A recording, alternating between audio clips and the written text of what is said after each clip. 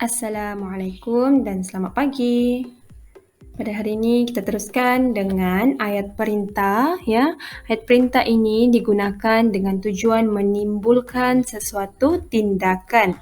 Kita lihat di sini terdapat 4 jenis ayat perintah. Yang pertama kita ada ayat permintaan, ayat suruhan, ayat larangan dan ayat silaan. Untuk ayat permintaan adalah untuk kita memohon permintaan dan pertolongan. Jadi, perkataan yang selalu kita guna minta, tolong, harap kan. Jadi contoh ayat, untuk minta. Minta basuhkan kain lap ini. Kedua, harap kamu datang ke sekolah nanti.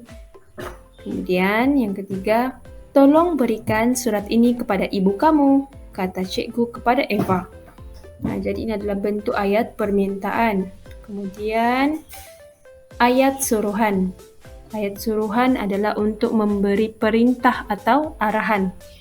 Jadi contoh ayat, ambil surat kabar itu. Dengarlah pesanan ibu. Ini adalah ayat suruhan. Kemudian kita ada ayat larangan, adalah untuk menegah seseorang melakukan sesuatu. Jadi istilah yang selalu kita kata jangan, usah. Contoh ayat, janganlah berlari di dalam kelas. Kedua, usahlah kamu menangis lagi, kata Kairin kepada Azin. Ini adalah bentuk ayat, apa tadi? Ayat larangan. Dan yang terakhir kita ada ayat silaan. Ini untuk menjemput atau mempersilakan seseorang. Kita akan guna sila, jemput kan. Contoh ayat, jemputlah makan kuih ini. Sila duduk di tempat masing-masing. Ini adalah ayat silaan. Baiklah, seterusnya kita pindah kepada buku aktiviti jilid 2, muka surat 51 dan 52. Aktiviti 5E. Padankan gambar dengan ayat perintah yang sesuai, kemudian bina ayat.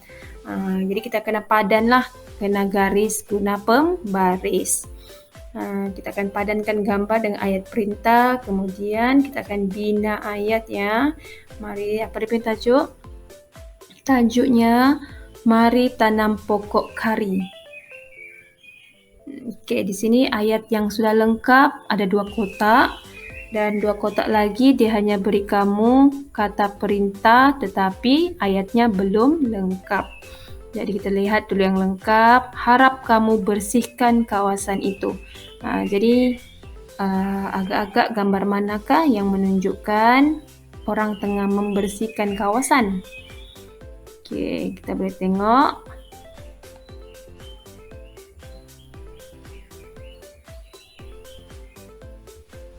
Kita boleh tengok di gambar yang pertama ya.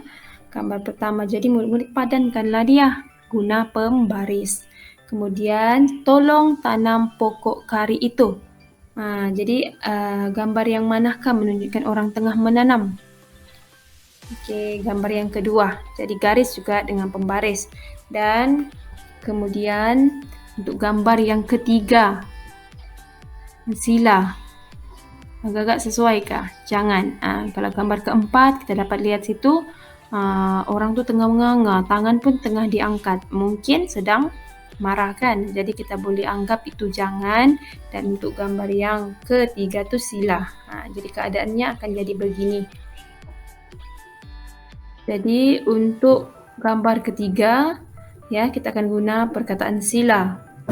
Sebelum kamu buat ayat lah, maksud cikgu, kamu kena tengok dulu apa yang ada pada gambar. Tengok lihat baja kan, orang letak baja. Jadi kita boleh letak sila, letakkan baja pada pokok kari itu. Tajuk pun mari tanam pokok kari. Jadi murid-murid letaklah juga pokok kari. Janganlah tukar kepada pokok 50 pula ya.